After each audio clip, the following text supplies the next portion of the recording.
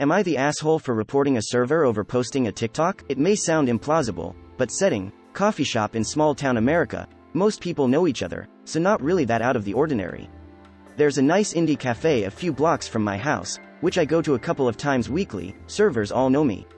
This month, I had my mum with me, her visiting the US for the first time. Mum spent all her life in a SE Asian country, her English is not good, etc. Anyway, I go to work one day last week. Mum wanders over to the cafe. I get home that night, ask Mum how her trip to the cafe was. She says it's nice, told me what she got, and, I forget she doesn't know about tipping here. Where she lives, there's a large service charge included, so you don't really tip in eateries, and not in small ones. Completely my bad, and entirely my fault for forgetting to inform her. I ask her which server, she describes someone I know as Jane. I go to the cafe the next day the minute it opens, sees Jane is working, and apologize profusely, explains my mum doesn't know re-tipping and give her a 70% tip. Bill came up to around $10, so it wasn't really breaking the bank. She's understandably slightly cool, but I apologize to the best of my ability. I thought that was that. 2 days later a colleague texts me a link to a TikTok. Jane apparently has a sizable TikTok following where she talks about being a barista, her customers, how to make X or Y drink. Nice stuff. Except a video from the day my mum visited, where Jane videoed the back and side of her head, made jokes about people coming over from, who knows, not tipping because it's man-eat-dog world out there, quietly barked on video. She didn't seem to notice it was at her. Lots of shares and likes and comments, by the way. Again, our town is 99% white. Jane wouldn't really be encountering many foreigners at all, it's not a no-tip epidemic. Gave her the benefit of the doubt, went over the next day, and politely asked her to take it down. She said no, it's her right, and it was her degrading experience. The manager comes over, Jane tells the tipping part and that she made a video out of desperation, and she wouldn't take it down. I tell the manager that I came back, apologized, tipped her 70%, and explained my mum didn't know. I showed her the TikTok, and the manager's face changes.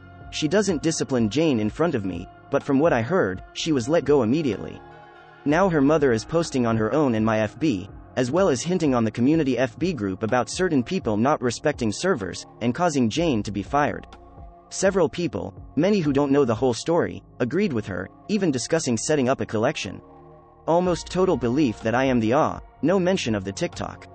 Am I the asshole? Should I have dragged my 70Y mum in to apologize to Jane? What exactly can I do now? Edit. Thank you so much to everyone who's commented and reassured me, and also for the awards. It's very kind of you, and I'm definitely feeling much better about Jane losing her job, as I realize it's not exactly my fault. I've reported the videos to TikTok and so have some friends, hopefully, they take it down, but I have a screen-recorded copy of it. I've also made the decision not to tell my mum the details of the argument, per se, as she's leaving to see my brother in a few days anyway, and I don't want to upset her by telling her about Jane's horrible behavior, as it would just set her on edge. She's in her 70s and not online, English speaking, so wouldn't come across the TikTok etc. anyway. Edit 2. Mom discrepancy because I didn't grow up in either US or UK. Quite common to alternate if you learned English abroad. Tears of joy 3. On messages about our ethnicity, what spurred the dog comments. We are full Koreans. My late dad and mom both settled young in SE Asian country during unrest in our home country. I grew up there too. We all look fully Asian. I have a noticeable not American accent. Mom's English is quite weak. So the dog comment is definitely about that, I'm sure. Not the asshole. Tipping isn't mandatory, and it should have ended at that. Jane was not only unprofessional, but she also didn't have to make it personal either. Jane did the truth and tried, fucked around, and found out. The firing is the result of her own actions. Am I the asshole for taking my oldest child to my sister's child-free wedding? I'm still shocked this whole thing happened, but I want to hear some outside perspectives, so here I am. I have 4 kids, 11, 14, 16, and 19. A while ago, we all received an invitation to my sister's wedding. That's me, my husband, and all 4 of my kids. Her wedding was in a different country, but it was at a good time so we could all go. We booked everything and were all ready to go. We got there a bit of time before the wedding. Quite literally a few days before the wedding, I was informed it was going to be a child-free wedding. Look, I have no issue with child-free weddings. But, I was a bit frustrated. I mean, if I had known it was going to be child-free, then arrangements could have been made so that we all didn't have to travel. We were all invited, so I was just annoyed that things were switched up. But, I can also understand that weddings can be stressful and sometimes things are going to change. I spent quite a bit of time trying to find a place for my 3 youngest to stay during the wedding, but I sorted it all out eventually. Okay, it was wedding day, no more changes had been made, everything was good. We were on our way when I got a message that my sister was excited to see you too. I was a bit confused, because, of course, 3 of us were going. I just decided it was probably an error and didn't worry. We got there, and my sister seemed very surprised to see my oldest. And not a nice, surprised, either, a pretty condescending, surprised. But, again, it's her wedding day, she's probably nervous, I'll let it go. During the wedding, I couldn't help but feel she was ignoring us. I don't know, if none of this ever happened I wouldn't even care because, again, it's her wedding and she doesn't have to pay equal attention to everyone. But with everything else, it just felt weird.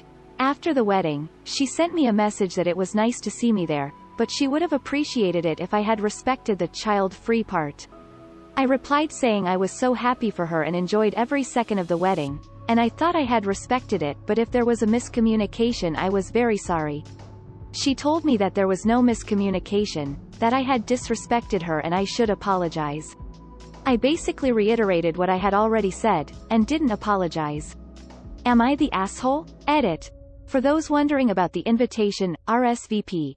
The invitation said, would like to invite, and we were all asked to RSVP by email, which I did. I had also seen my sister between this and the wedding and it was clear she knew we were all planning to attend. And yes, this is about my 19-year-old. I used the definition of child, as son or daughter, not as under 18.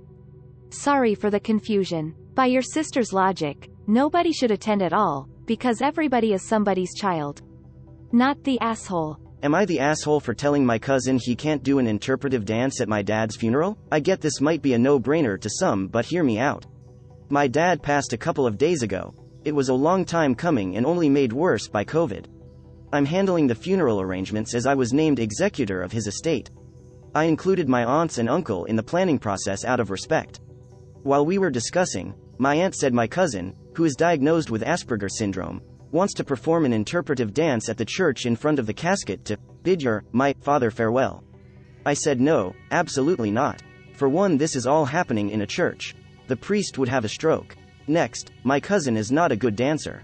It's his hobby and I'm happy he found something he loves, but I don't feel my dad's funeral is the right venue to showcase his moves to Candle in the Wind. My aunt is having a fit and my cousin is also extremely upset and has accused me of not letting him say goodbye to him in his own way. I told him that he's more than welcome to have a dance at the grave whenever he wants, but the funeral isn't that time. Another cousin told me he was planning to record it for a YouTube video, which is hard no. I don't think it's respectful at all, and I know my dad would have hated the thing turning into a spectacle.